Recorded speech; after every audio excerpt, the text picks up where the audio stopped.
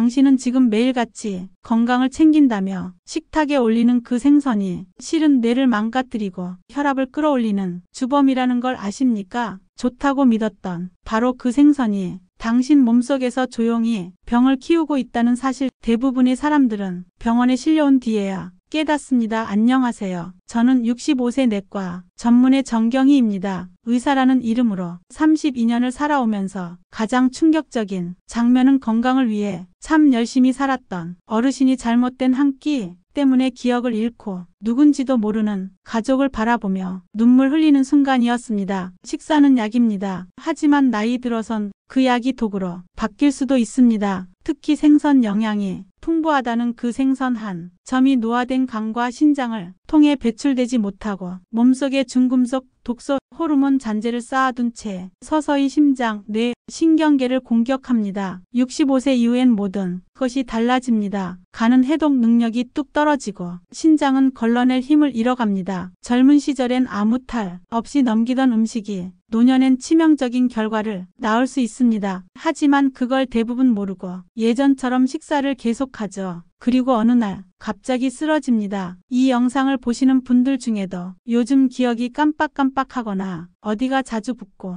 피곤하신 분들이 계실 겁니다. 혹시 최근에 드신 생선이 뭔지 기억나십니까? 제가 지금부터 말씀드릴 생선들은 단순히 좋다, 나쁘다가 아닙니다. 65세 이후엔 생선 하나 선택하는 일이 당신의 수명을 결정짓는 일이 될 수 있습니다. 믿기지 않으시겠지만 생선 하나 바꿨을 뿐인데 신장 수치가 정상으로 돌아오고 기억력이 또렷해진 어르신도 계십니다. 건강한 노후, 그 시작은 입에 들어가는 그 한 점에서 시작됩니다. 지금 당신 식탁에 올라있는 그 생선 과연 괜찮은 겁니까? 많은 분들이 이렇게 말합니다. 생선이 뭐가 문제예요? 어릴 때부터 늘 먹어온 음식인데요. 맞는 말입니다. 하지만 그 생선이 지금 당신 몸속에서 어떤 작용을 하고 있는지는 한 번도 제대로 들여다보신 적 없으시죠? 제가 오늘 가장 먼저 말씀드릴 생선은 많은 분들이 몸에 좋다고 믿고 있는 참치입니다. 고단백 식품으로 알려져 있고 캔으로 간편하게 먹을 수 있다는 이유로 일주일에 여러 번씩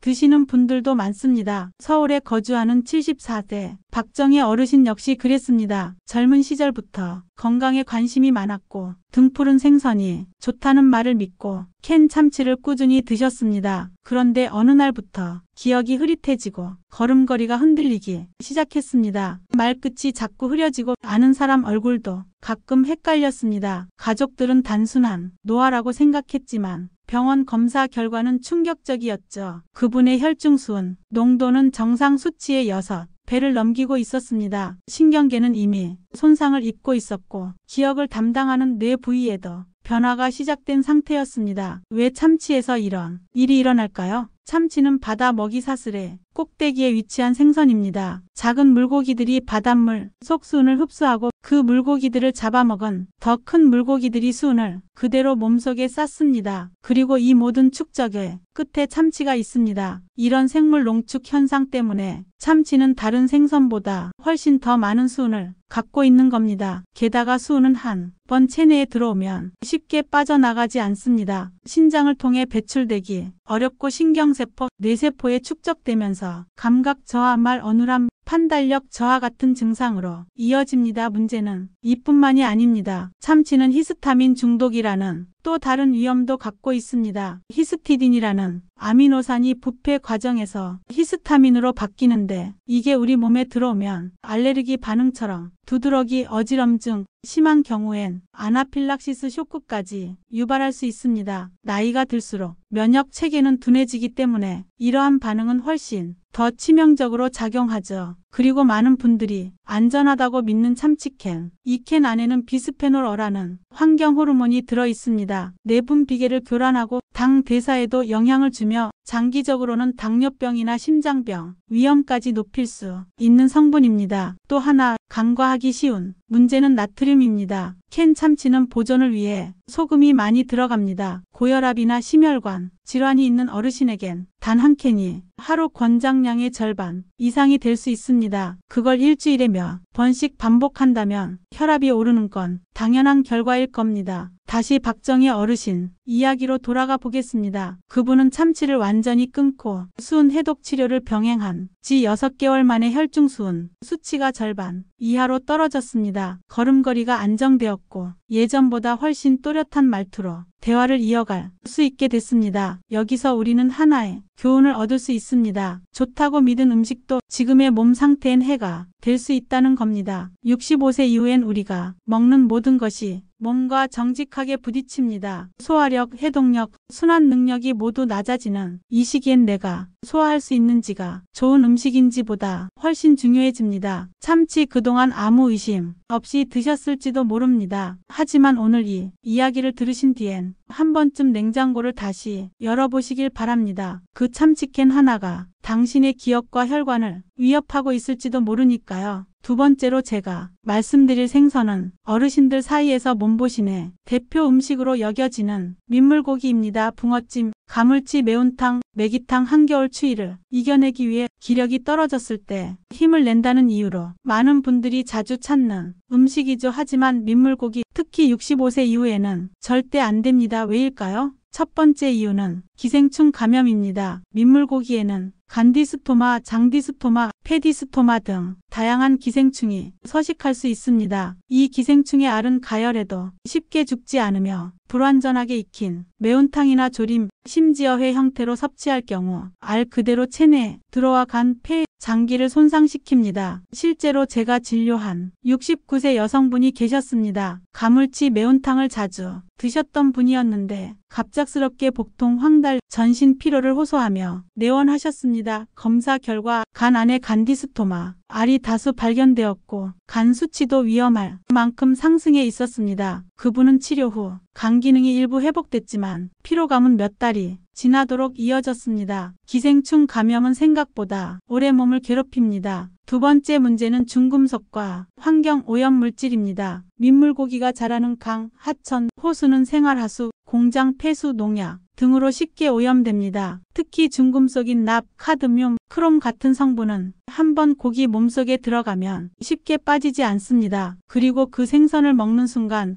우리 몸속으로 들어오는 거죠. 이런 중금속은 혈액을 타고 간과 신장에 쌓입니다. 정상적인 배출 기능이 있는 젊은 사람도 위험한데 해독 능력이 떨어진 65세 이상이라면 영향은 훨씬 더 심각하겠죠. 간 수치 상승, 신장 기능 저하, 장기적인 피로와 두통까지 아무 이유 없이 반복되는 몸의 이상은 결국 이 한 끼에서 비롯된 것일 수도 있습니다. 세 번째는 세균 감염의 위험입니다. 민물은 바닷물에 비해 수온이 높고 유속이 느리기 때문에 대장균, 살모넬라균, 비브리오균 같은 세균이 빠르게 증식할 수 있는 환경입니다. 이 균들은 끓이는 과정에서 어느 정도 사라지긴 하지만 불완전한 조림의 조리시간 부족 혹은 겉만 익고 속이 덜 익는 상태에서는 충분히 위험합니다. 질병관리청의 통계에 따르면 65세 이상 어르신이 민물고기 섭취로 인해 식중독에 걸릴 확률은 20대보다 15배 이상 높고 사망률도 훨씬 높습니다. 특히 면역력이 떨어진 분들에게는 단 한 번의 감염이 생명을 위협할 수 있습니다. 그리고 민물고기회, 아직도 일부 지역에서는 민물고기회를 진미라고 생각하고 드시는 분들이 계십니다. 그러나 이것만큼은 제가 분명하게 말씀드릴 수 있습니다. 민물고기회는 절대 드시면 안 됩니다. 기생충과 세균은 눈에 보이지 않습니다. 아무리 신선해 보이더라도 열을 통과하지 않는 한 당신의 몸속에서 병이 될 수밖에 없습니다. 물론 모두가 병에 걸리는 것은 아닙니다. 하지만 65세 이후의 몸은 더 이상 실험대가 되어서는 안 됩니다. 우리의 간장, 신장은 예전처럼 튼튼하지 않습니다. 이제는 입에 들어가는 것 하나에도 매우 신중해져야 할 때입니다. 민물고기 정겨운 이름이지만 이제는 피해야 할 이름입니다. 건강을 위해 먹었던 음식이 결국 건강을 망치게 한다면 그건 음식이 아니라 위험한 습관입니다. 세 번째로 피해야 할 생선은 아마도 많은 분들이 전혀 의심하지 않고 드시고 계실 겁니다. 매운탕에 넣어도 좋고 구이로 먹어도 부담 없고 맛이 담백해서 노년층에게 인기가 많은 생선,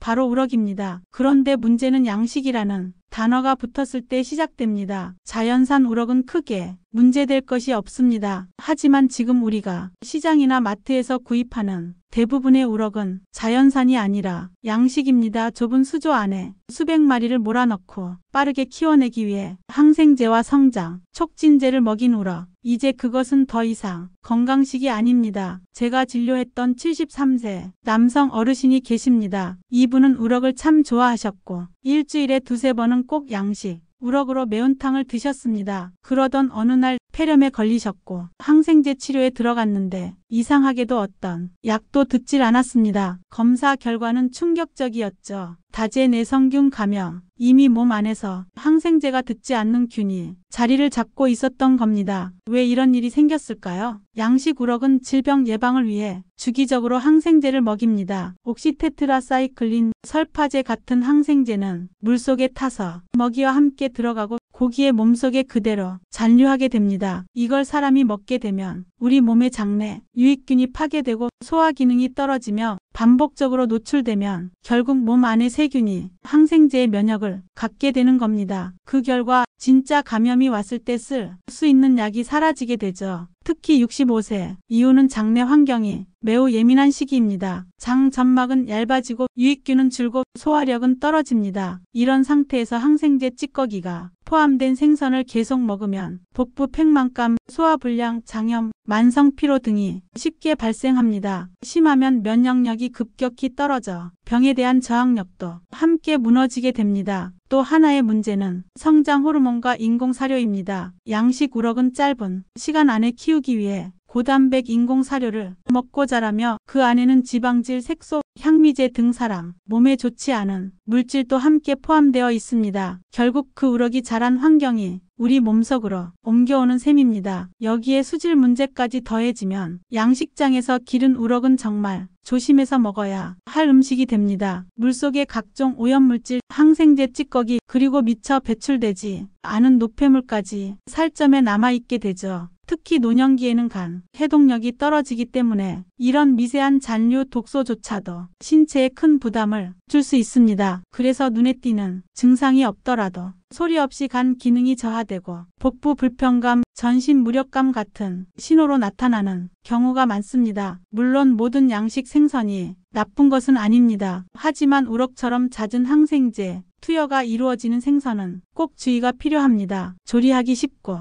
가격이 적당하다고 해서 아무 생각 없이 식탁에 올리기에는 그 뒤에 숨겨진 대가가 너무 큽니다. 당장 증상이 없다고 안심하시면 안 됩니다. 노년의 건강은 몸이 반응할 때쯤엔 이미 늦은 경우가 많습니다. 양식 우럭 한 번쯤 식재료 선택을 다시 생각해 보셔야 할 시점입니다. 좋은 맛, 익숙한 식감, 그 이면에 숨어 있는 건강의 위협, 이제는 외면할 수 없습니다. 이제 마지막으로 짚어야 할 생선, 바로 훈제 연어입니다. 아마도 이건 대부분의 분들이 절대 건강식이라고 믿고 계실 겁니다. 비타민 많고 단백질 풍부하고 오메가3가 들어있으니 뇌 건강에도 좋다고 하지만 그건 어디까지나 가공되지 않은 생연어의 이야기입니다. 훈제 연어는 전혀 다른 문제를 안고 있습니다. 서울 강동구에 거주하시는 71세 여성분 한 분은 매일 아침 빵 위에 훈제 연어를 한 장씩 올려 드셨습니다. 기름진 음식을 싫어하시던 분이었고 가볍게 건강하게 하루를 시작하신다며 그렇게 몇 달을 지내셨죠. 하지만 그분의 혈압은 점점 오르기 시작했고 결국 180이 넘는 수치로 응급실을 찾게 되었습니다. 심장이 빠르게 뛰고 가슴이 답답하다는 증상과 함께요. 그 원인은 뜻밖에도 매일 먹은 훈제 연어였습니다. 훈제 연어의 첫 번째 문제는 나트륨 함량입니다. 훈제 과정에서 연어는 소금에 절여지는데 그 농도가 상상을 초월합니다. 백지만 먹어도 나트륨 1200mg 이상,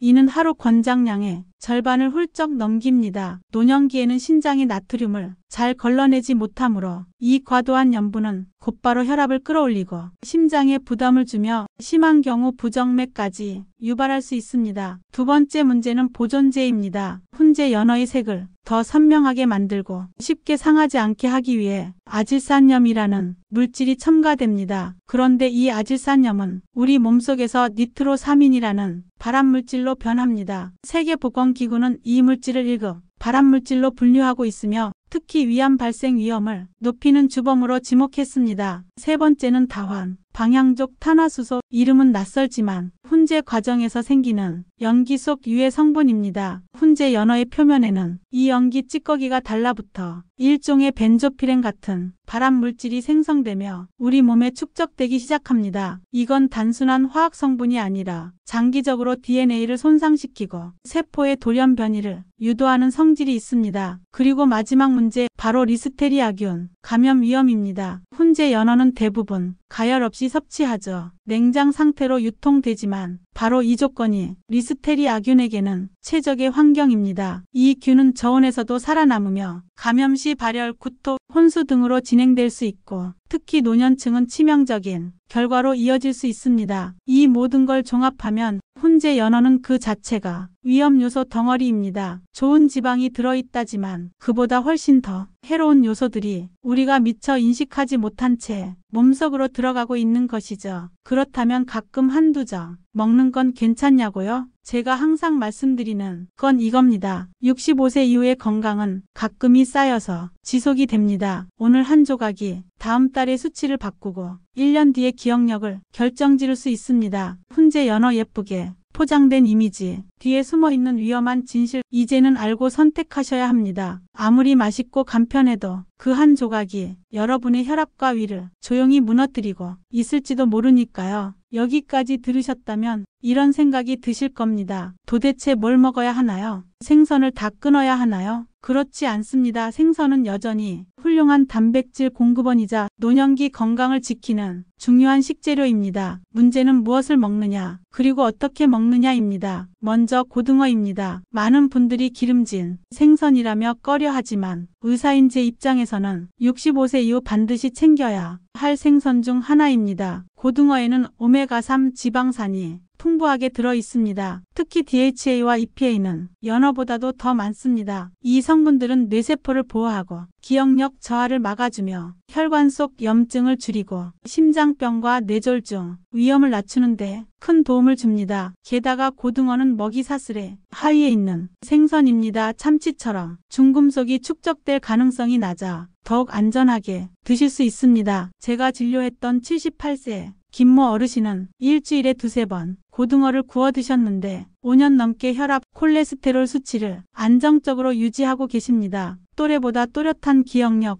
활력 있는 표정은 결코 우연이 아닙니다. 두 번째 추천, 생선은 삼치입니다. 소화가 잘 되는 흰살 생선으로 위장 기능이 약해진 어르신들에게 딱 맞는 식재료입니다. 기름기가 적고 단백질 흡수율이 높아 식후 더부룩함 없이 부담 없이 드실 수 있습니다. 게다가 삼치에는 셀레늄이라는 강력한 항산화 성분이 풍부한데 이 성분은 노화로 인해 쌓이는 활성산소를 제거하고 세포 손상을 줄여줍니다. 피부, 면역력, 뇌 건강까지 전반적으로 도움을 주는 작용을 합니다. 세 번째는 조기입니다. 조기는 단순한 전통 음식이 아닙니다. 65세 이후 골다공증 위험이 높아지기 때문에 칼슘과 인이 풍부한 조기는 뼈 건강을 지키는 데 효과적입니다. 매일 우유를 마시기 어려운 분들에겐 조기가 훌륭한 대안이 될 수 있습니다. 또한 조기는 살이 부드럽고 비린내가 적어 식욕이 떨어진 노년기에도 부담 없이 즐길 수 있습니다. 네 번째는 가자미입니다. 가자미는 타우린이라는 성분이 풍부한데 이 타우린은 혈압 조절과 콜레스테롤 개선에 탁월합니다. 심장을 진정시키고 신경계를 안정시켜 불면증, 긴장, 불안 증상 완화에도 도움을 줍니다. 또한 단백질 함량이 높고 지방이 적어 기력이 떨어진 어르신들에게 이상적입니다. 그렇다면 아무리 좋은 생선도 아무렇게나 먹어도 될까요? 절대 아닙니다. 65세 이후에는 조리, 방법과 위생 상태도 건강에 직접적인 영향을 줍니다. 첫 번째 원칙, 반드시 익혀 드셔야 합니다. 회, 특히 민물고기 회는 절대 금물입니다. 생선은 중심 온도 63도 이상으로 충분히 익혀야 기생충과 세균이 제거됩니다. 두 번째, 내장과 피는 반드시 제거하세요. 독소와 중금속, 기생충의 대부분은 내장과 피, 특히 간 부위에 농축되어 있습니다. 흐르는 물에 내장과 복강, 안쪽 검은막, 핏덩이까지 꼼꼼히 제거해야 안전합니다. 세 번째, 구입처를 신중히 선택하세요. 원산지와 유통, 경로를 확인하시고 길거리 자판, 위생 불량 업소는 피해야 합니다. 믿을 수 있는 마트나 수산 전문 매장을 이용하세요. 많은 어르신들이 병원에 오셔서 말씀하십니다. 아무것도 안 했는데 몸이 왜 이러죠? 그럴 때 저는 꼭 이렇게 묻습니다. 식탁 위에 뭐가 올라오셨나요? 건강은 언제나 입에서 시작되고 무너지는 것도 입에서부터입니다. 오늘 저녁 당신은 어떤 생선을 드시겠습니까? 냉장고 속에 있는 그 생선 하나가 당신의 기억력과 혈관, 심장을 좌우할 수 있습니다. 이제는 음식이 단순한 식재료가 아니라 건강 전략이 되어야 할 때입니다.